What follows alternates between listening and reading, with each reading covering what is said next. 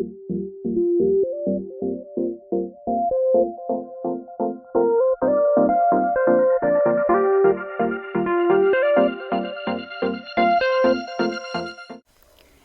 everyone, welcome to the Contemporary World subject. In today's video lecture, we are going to discuss Chapter 6, Lesson 7, and this time we will focus our mind on the topic, the global city. It has been part of our routine that every discussion we try to familiarize the learning objectives of the lesson. For the learning objectives today, at the end of this lesson, you should be able to explain why globalization is a spatial phenomenon, identify the attributes of a global city, and analyze how cities serve as engines of globalization. So to start our discussion, let me ask this question to you. If you had the chance, would you move to New York in USA, Tokyo in Japan, or how about the Seoul in South Korea? Maybe most of you will answer they want to move in New York. Maybe some of you will answer they want to move in Tokyo, Japan. And maybe some of you will answer Seoul of South Korea. And probably all of you would like to visit them anyway. Maybe some of you have already traveled to these cities. Meron na ba? May nakapunta na ba sa New York, sa Tokyo, or sa South Korea? Or if wala pa naman, perhaps you have heard stories about these places. You may likewise have an idea of what these cities look like based on what you have seen in movies or television. So kahit hindi tayo nakapunta sa mga cities na to, meron tayong idea about sa mga places na ganito kasi napapanood natin sa movies or di kaya nababasa natin sa mga libro, sa mga newspaper, or sa internet. Okay, but honestly speaking, not all people have been to global cities, but most of us know about them. So their influence extends to our imagination. Now the question, what are these places? Ano bang mga lugar yung kino-consider na global city? Why are they important? What are their advantage and disadvantage? Alright, so para mas maintindihan ninyo, let us now define the term global city. What do we mean by global city? Saan ba nanggaling yung term na global city? Okay, so sociologist Saskia Sassen popularized the term global city in the 1990s.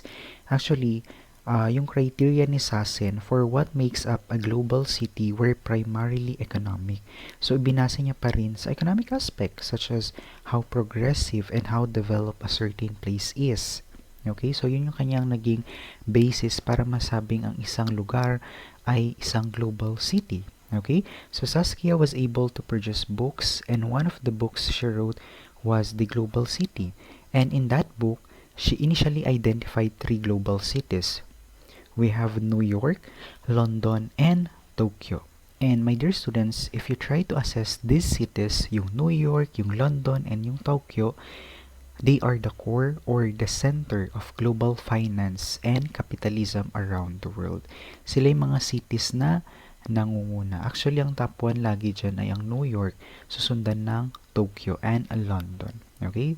That is why they are considered as the home of world's top stock exchanges. Ibig sabihin, yung mga investors dito bumibili at the same time, dito rin sila nagbebenta ng kanilang shares because majority of major corporations can be found on these cities. Gaya nito, the New York has the New York Stock Exchange, the London has the Financial Times Stock Exchange, and the Tokyo has the Nikkei. Okay, so limiting the discussion of global cities to these 3 is proving more and more restrictive. Of course, may mga cities na somehow nagkakaroon ng progress and development habang tumatagal. Kaya i-consider din sila as part of the global city. So somehow pwede natin siyang ma-relate dun sa concept natin in the previous term na global north and global south. Diba meron yung mga developed countries, meron din yung mga developing or yung mga hindi pa ganun ka-wealthy na mga bansa. Okay? So that is why any account of the economic power of cities today must take note the latest development. So recent commentators have expanded the criteria that Sassen used to determine what constitutes a global city.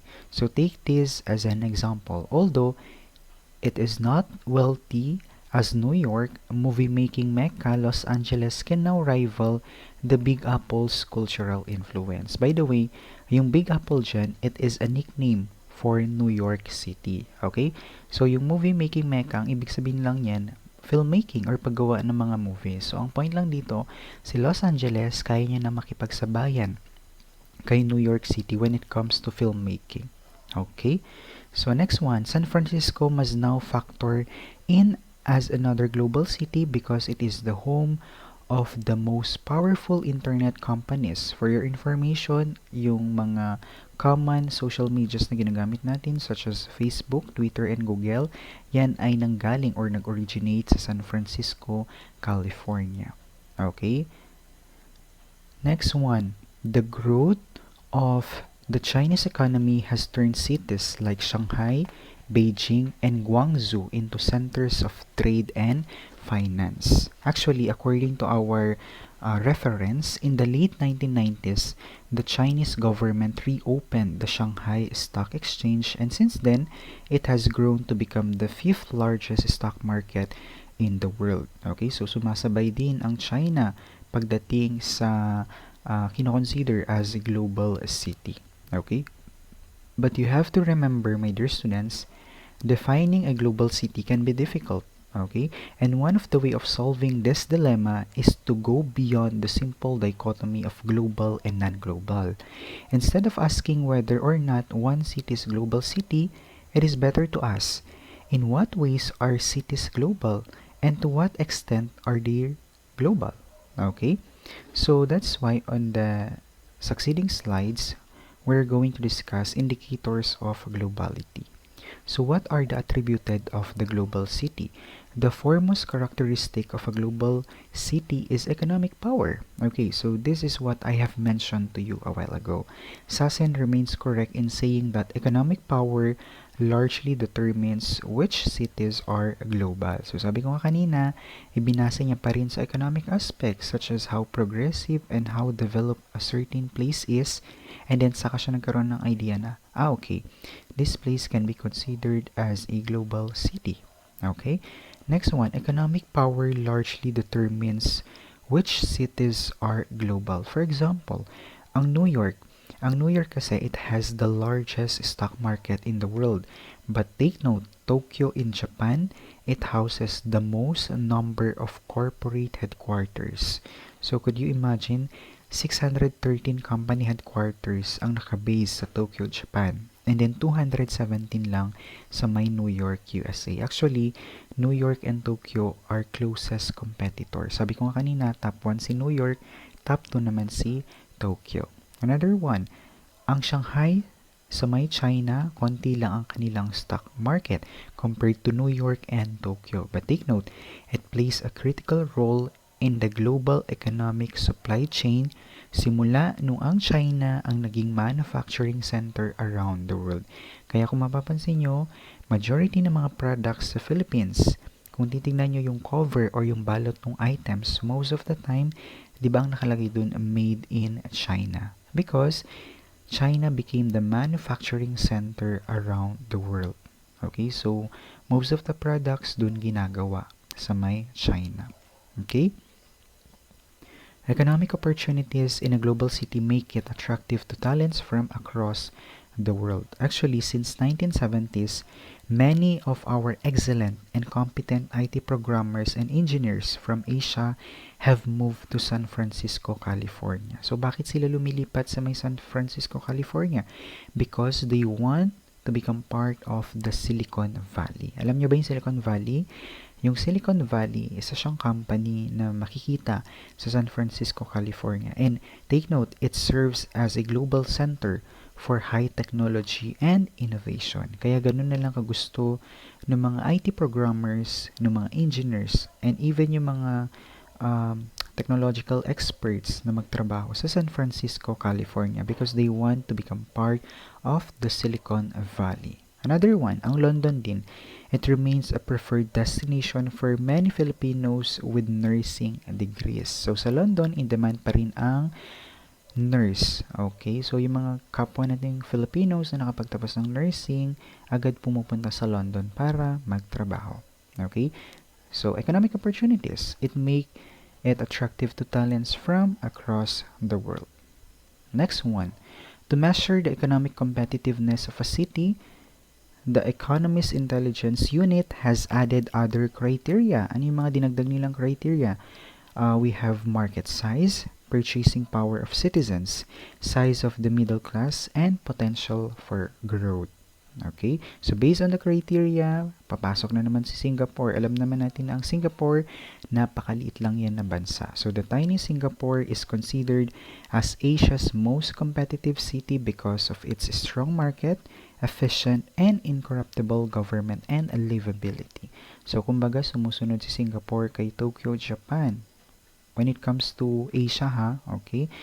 Actually, according to some studies, Singapore is widely regarded as one of the safest countries to live in the world, with consistently low crime rates, a transparent legal system, low poverty, and so on. Actually, I still remember during my board examination, isa sa mga questions na tinanong dun, anong bansa sa Southeast Asia ang may malaking pasahod sa mga teachers? Okay, ang answer dun, it's Singapore. Okay, so ayun nga, sabi ko kanina, according sa studies, ang Singapore, it is one of the safest countries to live in the world. Okay, next one, global cities are also centers of authority.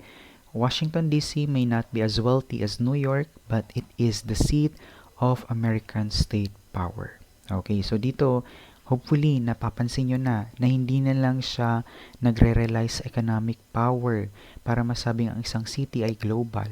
Okay, so kung mapapansin nyo, dito sa example natin, ang Washington, D.C. hindi naman kasing yaman ng New York, but it is the seat of American state power, kaya rin siya kinoconsider as part of global city.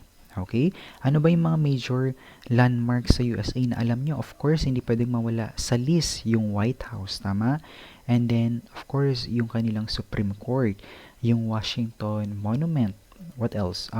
Lincoln Memorial. Hindi ko alam kung na-encounter nyo na yun or alam nyo yung Lincoln Memorial. Siguro na-encounter nyo to sa inyong world history subject nung high school. Okay? Similarly, compared with Sydney and Melbourne, Canberra is a sleepy town and not attractive to tourists. But as Australia's political capital, it is home to the country's top politicians, bureaucrats, and policy advisors. So when you say bureaucrats, it refers to a government official. Okay? So kung napapansin nyo na nga, di ba?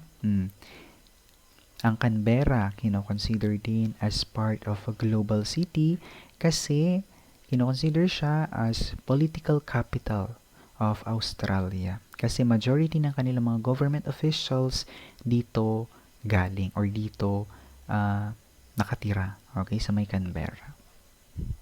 Next one, remember this one, my dear students.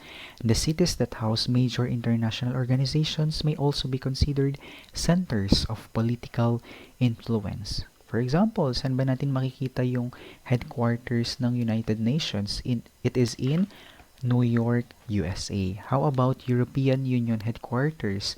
Saan siya makikita? It can be found in Brussels, Belgium. O wag na tayong lumayo. ASEAN headquarters. Part rin tayo ng ASEAN. Saan yan makikita yung kanilang headquarter? It is in Jakarta, Indonesia.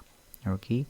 And take note, Jakarta is also the capital of Indonesia. And lastly, the European Central Bank. It is based in Frankfurt, Germany. Okay? So global cities are centers of higher learning and culture. A city's intellectual influence is seen through the influence of its publishing industry. So many of the books that people read are published in places like New York, London, and even Paris. Familiar ba kayo dun sa newspaper na The New York Times? Obviously, it carries the name of New York City, but it is far from being just a local newspaper. You know why? Kasi hindi lang citizens ng Amerika ang nakakapagbasa nito. Even people around the world are interested to read the newspaper, the New York Times. Okay? Another example, one of the reasons why many tourists visit Boston is because they want to see the Harvard University. Well, we all know naman siguro that this is considered as the world's top university. Siguro kung nagbabasa kayo ng Wattpad or mahilig kayo magbasa ng mga articles or even sa mga movies or series na feature lagi ang Harvard University. So, saan ba siya natin makikita? It is in Boston, Massachusetts. Of course, sa USA pa rin ito. Another one, karamihan din ng teenagers sa Asia, they are moving to cities in Australia because of the leading English language universities there. Okay, so take note, education is currently Australia's third largest export after coal and iron. Okay, kaya kung mapapansin nyo rin sa Philippines, di ba yung mga artista, kapag magka-college na yung kanilang mga anak, mas prefer nilang pag-aralin sa ibang bansa. Okay? So, we have already explained a while ago why Los Angeles, the center of the American film industry or movie-making mecca, may be considered as a global city. Okay, sabi nga natin kanina, nakikipag-compete na rin or nakikipagsabay na rin si Los Angeles kay New York pagdating sa filmmaking. But you have to take note, the center of American film industry is Los Angeles. Okay? Another one is Copenhagen, Denmark. Okay? So, Copenhagen is the capital of Denmark. Actually, malit lang daw na lugar yung Copenhagen. Okay? According to some articles, pwede mong maikot ang buong Copenhagen kahit mag-bike ka lang in 30 minutes. Moreover, Copenhagen is not the home of major stock market unlike sa New York and Tokyo. But, it is considered as part of the global city. Why? Because of culinary capitals. Okay? It is considered as one of the culinary capitals of the world with its top restaurants incommensurate with its size. Okay? Similarly, in Manchester, England, many prominent post-punk and new wave bands, the Joy Division, yung nasa pinakataas, the Smiths, yung nasa gitna, and the Happy Mondays, yung nasa baba, hailed from this city, making it a global household name. Okay, so nagigets nyo na ba yung concept ng global city? Hindi na lang nagre-rely sa economic power or economic aspect. Hindi na lang nakadepende para masabing ang isang city ay global, hindi nakadepende na kung gaano siya kayaman, kung gaano ka-progressive or ka-develop. Okay? O gaya nito sa Manchester, England. Okay? So dito nag-originate yung mga kilalang boy band group. Okay? Honestly, hindi ako familiar sa mga boy band group na to. Okay? One Direction lang ata yung familiar ako. Okay? And ngayon kasi ang mga sumisikat na boy band group ay mga Korean group, tama? Mga K-pop. Okay? So, kayo ba? Familiar kayo dito sa mga boy band group na to? Ako hindi ko nadatnan to mga to. Yung Joy Division, The Smiths, and Happy Mondays. Okay. How about in Southeast Asia? So, ayan. Sumisingit na naman si Singapore. So, Singapore is slowly becoming a cultural center for the region. Singapore houses some of the region's top television stations and news organizations. Sa kanila, originally, okay, yung MTV Southeast Asia and Channel News TV. Actually, sa MTV Southeast Asia, may mga Filipino artist tayo na nanonominate dito. And one of those artists ay si Sarah Geronimo. Okay. Another one, it's various art galleries and cinemas also show paintings from artists and filmmakers from Philippines and Thailand. So, very nice, diba? Kasi, feature nila yung mga artworks ng mga Filipinos and Thai. Okay? So, that is Singapore. So, today, we can now say that global cities become culturally diverse. So, there is still diversity. May pagkakaiba-iba pa rin. Okay? For example, in a global city, one can try cuisines from different parts of the world. Gaya sa Berlin, Germany, pati sa may Tokyo, Japan. Since sa lugar na to or sa mga cities na to, they have large Turkish populations, kaya ang ginawa nila, they offer some of the best Turkish food which one can find even if he or she is not in a Turkey. So, dinepende nila kung ano yung in demand. Since maraming mga Turkish people ang nakatira dito sa mga lugar na to, syempre, kung ano yung in demand, nagtayo sila ngayon ng mga restaurants na ang ino-offer na food ay pang Turkish. Okay? Now, the question, is Manila can be considered global? As of now, Manila is not very global because of the dearth of foreign residents. So, simply put, we have a shortage or meron tayong kakulangan when it comes to foreign residents in our country. So, bihira lang tayo makakita ng mga dayuhan na dito na tumitira sa Pilipinas, particularly sa Manila. Tama? And then yung mga Filipinos, kung nakapag-asawa man sila ng mga dayuhan, saan ba sila tumitira? Diba? Kung saan nakatira yung dayuhan or yung foreigner. Tama? Bihira lang tayo makakita ng mga foreigners na dito na tumitira. But, in Singapore, it is considered as global city because it has a foreign population of 38%. So, nagmamatter pa rin dito kung gaano karami yung population ng foreigners na dito na nakatira sa isang city or isang lugar. Okay? Next question, why do we need to study global cities? Globalization is special because it occurs in physical spaces. More people are driven out of city centers to make way for the new developments. So actually, you can see it when foreign investments and capital move through a city and when companies build skyscrapers. Alam niyo ba yung skyscrapers? Yung mga nagtataasang building. Yung parang pag pumunta kayo sa Manila, di ba, ang daming buildings na ang tataas. We call that as skyscrapers. And another one, people who are moving on these businesses or Filipinos working abroad, they start to purchase or rent high-rise condominium units and better homes. Diba? Totoo naman to. Kapag may mga kamag-anak tayo or mga Filipinos na nagtrabaho sa isang ibang bansa, kapag nakapag-ipon-ipon na sila, ang tendency, magpapatayo sila ng sarili nilang bahay or di kaya bibili sila ng sarili nilang condominium or pwedeng bagong sasakyan. Okay? As all these events happen, more people are driven out of city centers to make way for the new developments. Okay, another one, globalization is special because what makes it move is the fact that it is based in places. For example, again, Los Angeles. Los Angeles is known as the home of Hollywood.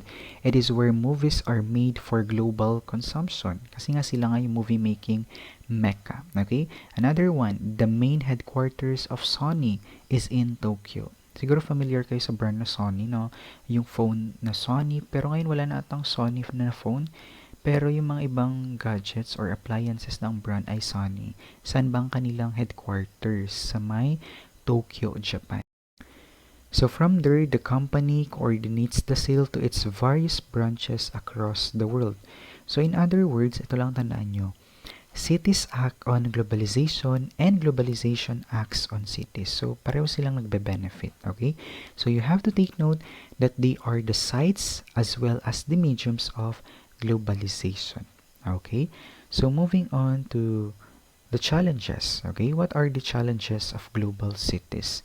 Global cities also have their undersides. They can be sites of great inequality and poverty as well as tremendous violence.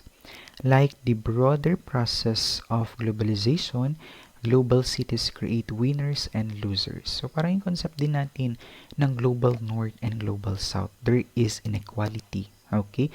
Meron pa ring gap between the rich country and the poor country. Okay? So, denser settlement patterns yield energy savings. So, what do we mean by denser? Diba kapag sinabi kasi nating denser, it means compact or crowded. Diba? Or masikip. Okay? So, kapag daw masikip ang isang settlement, may advantage pala siya because nakapag-yield siya ng energy savings. Therefore, crowded settlements gives in energy savings. Okay? So, for example daw, yung mga apartment, di ba? Mostly ng apartment, masisikip lang. But then, may advantage yung ganitong setup because it's more efficient to heat and cool unlike for suburban houses. So, ano ba ibig sabihin ng suburban house? We can associate yung mga suburban houses to residential houses. Parang subdivision, okay? Di ba mga subdivision, medyo maluluwag pa sila yan. May spaces pa rin, unlike sa apartment na ang sikip-sikip. Okay? So, in cities with extensive public transportation systems, people tend to drive less and thereby cut carbon emissions. A good example of this one is New York again. Sa dami ng train transportation system sa New York, mababa lang ang kanilang carbon footprint. So, sir, anong ibig sabihin ng carbon footprint? So, when we say carbon footprint, my dear students, it's the total greenhouse gas emissions of an individual. You all know naman that greenhouse gas can cause global warming. So, may disadvantage din ito. Kaya sa New York, less polluted din yung area nila. Even though overcrowded sila or maraming tao ron, less polluted siya. Kasi bihira lang yung kanilang mga private vehicle. Okay? Kasi nga marami silang, ang tawag dito, public transportation na pwedeng sakyan. Okay? And in Asia naman, same with New York. Ang Singapore, ang Japan, low lang ang kanilang carbon footprints. Okay? But you have to remember, not all cities are as dense as New York or Tokyo. Some cities like Los Angeles are urban sprawls with massive freeways that force residents to spend money on cars and gas. Okay? So unlike sa Los Angeles, mas prefer nilang gumamit ng private vehicle. Okay? Siyempre, kung may vehicle or may sariling sasakyan, bawat individuals nagko-consume ng gas. Okay? And therefore, nakapag-contribute din siya ng pollution. Okay? Tama ba ako? Okay. So next one, urban areas consume most of the world's energy. Now, huwag kayong magko-confuse sa urban and rural ha. Kapag sinabi natin urban, cities yan. Pag rural, mga probinsya, mga barrio, parang ganun. Okay? So, cities only cover 2% of the world's landmass. Diba? Napakaliit lang nung sakop ng mga cities. Kasi nga maliliit lang naman yung mga cities. But take note, they consume 78% of global energy. Sila na nga yung pinakamaliit lang.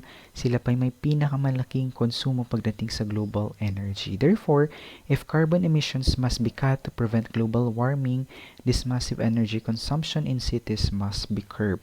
But you have to remember also that this action will require a lot of creativity. For example, ganito yan. Maraming food products ang itina-travel from one place to another bago makarating sa mga major cities, tama? At hindi naman ganun kabilis, hindi ganun kadali i-deliver yung mga food products. Ano bang mode of transportation ang ginagamit para ma-deliver itong mga products sa mga lugar na dapat pagdalhan? Diba? Most of the time, gumagamit sila ng bus, ng trains, or even airplanes, tama? And ang nangyayari, nakakapag-consume rin ito ng gas. Therefore, nag-i-increase rin ang carbon emissions. For your information, why do we consider carbon emissions bad? Of course, because they contribute pollution, climate change, and global warming. But carbon emissions from factories and automobiles are among the biggest contributors to pollution, climate change, and global warming. Okay? So, itong mga emissions na to, nanggagaling to dun sa pagsusunog ng fossil fuels like coal, gasoline, and oil, and many more. Okay?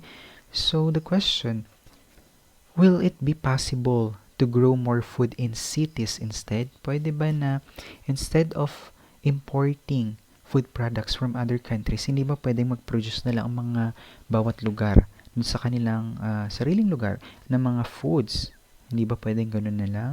Actually, there are cities who have been practicing the so-called vertical farms. So, kung ano yung nakikita nyo sa picture, ito yung concept ng vertical farms. So, yung mga abandoned buildings nila, kino-convert nila yun. Okay? They convert it to become a vertical farm. And pinapractice rin ito ng New York City. Siyempre, sa mga cities, maliliit lang yung mga lupa dyan. At masisikip, di ba? Most of the time, masisikip sa mga cities. Unlike sa mga probinsya na malawak yung lupain at pwede kang magtanim. Okay? Pero dito, medyo wais sila. Ang ginawa nila, since masikip, naging vertical farm siya. Di ba? When you say vertical, patayo. So, yung mga pananim nila is, instead na naka-horizontal, na parang sa mga baryo na pahiga, di ba? Pa-landscape, sa kanila is portrait, nakatayo. Okay? So, magandang idea ito. And hindi lang naman New York City ang nagpa-practice nito.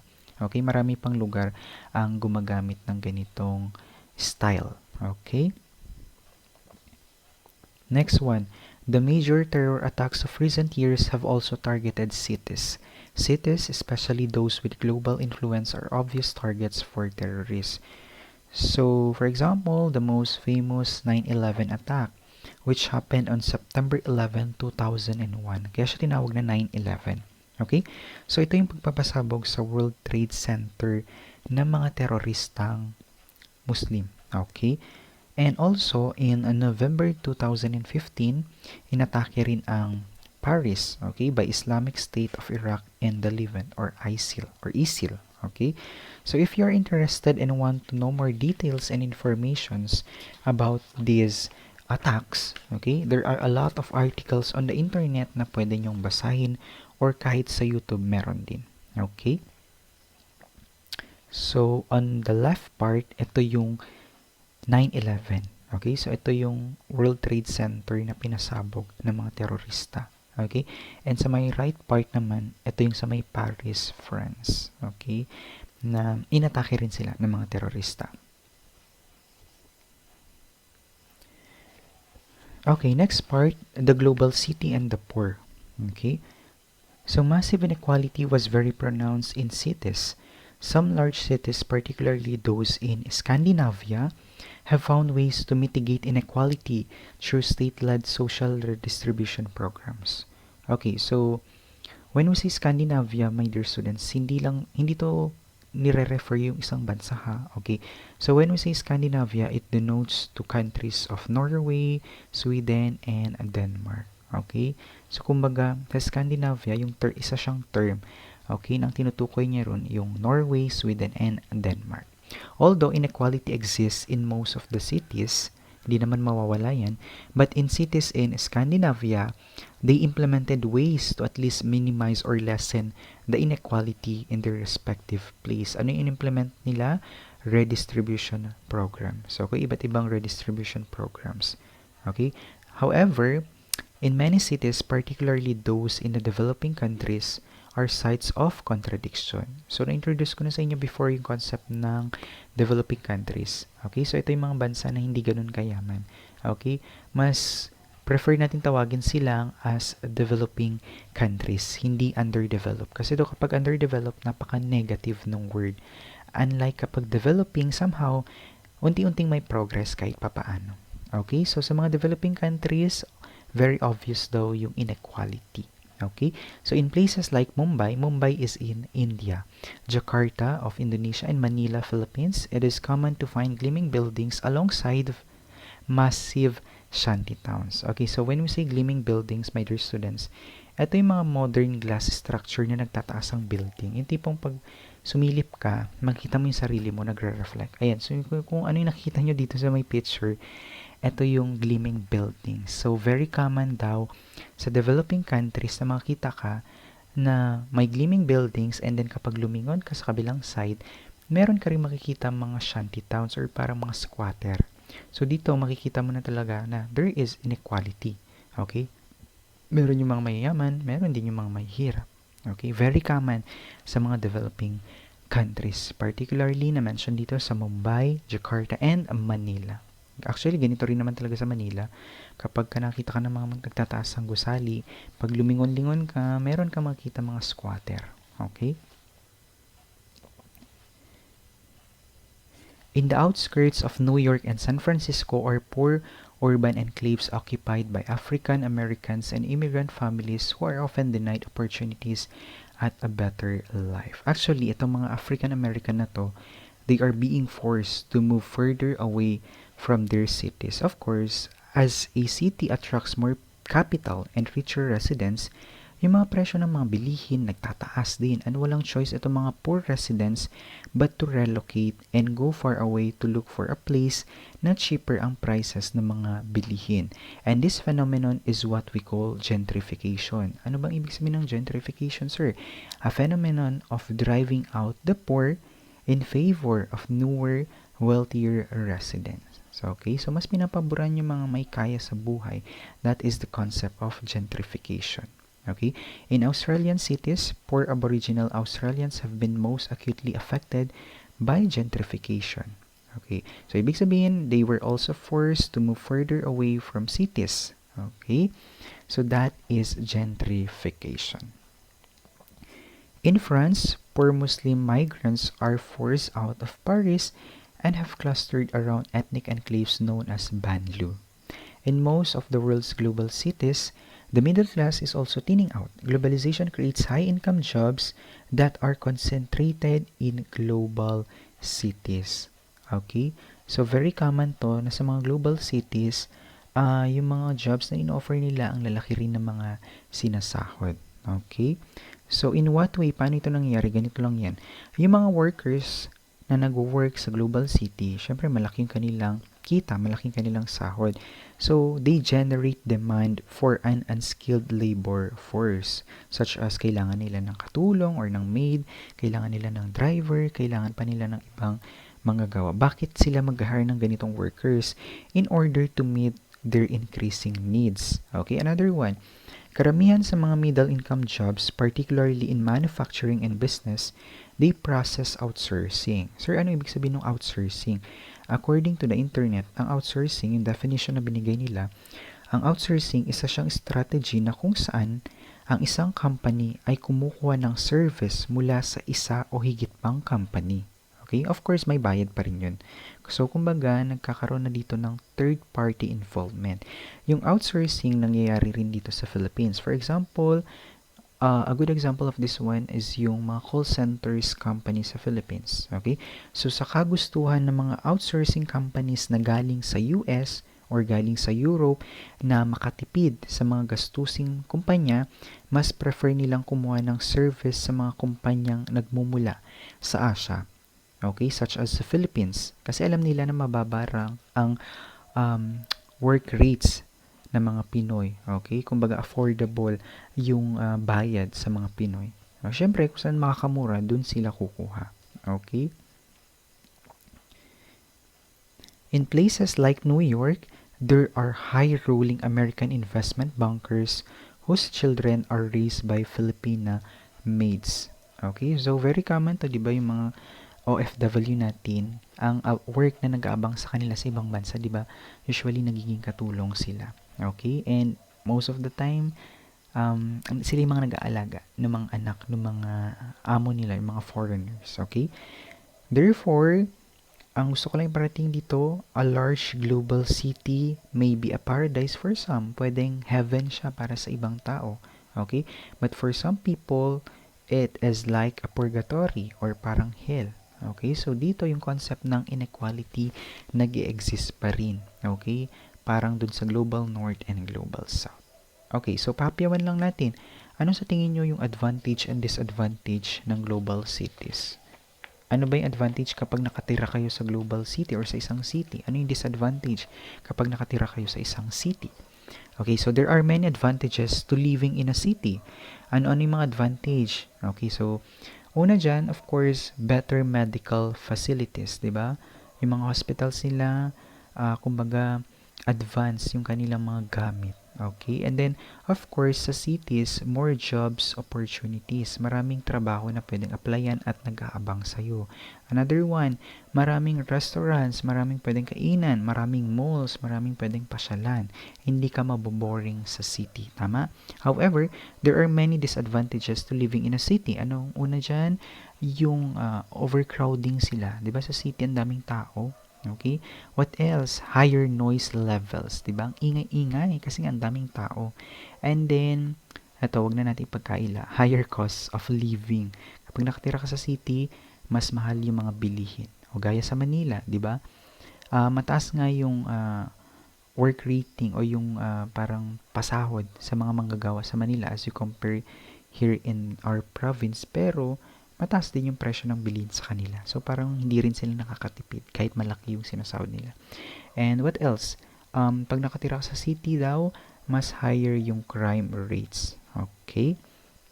So, for our conclusion, global cities are sites and mediums of globalization. Kumbaga, ito yung instrument ng globalization, yung mga cities.